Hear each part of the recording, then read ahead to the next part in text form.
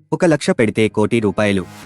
ఈ కంపెనీ షేర్లతో వద్దన్న డబ్బులు వచ్చాయి. స్టాక్ మార్కెట్లో పెట్టుబడులు కొందరికి ఊహించని రేంజ్ లాభాలు తెచ్చిపెడుతుంటాయి.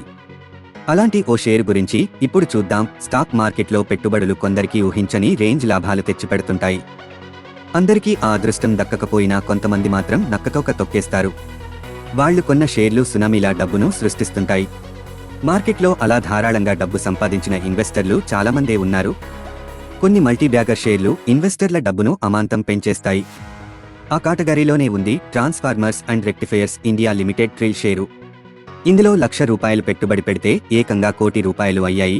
జనవరి 2020 నెలలో ఈ స్టాక్ ధర ₹7.70 వద్ద ఉండగా ఇప్పుడు ఏకంగా $651.50కి చేరుకుంది.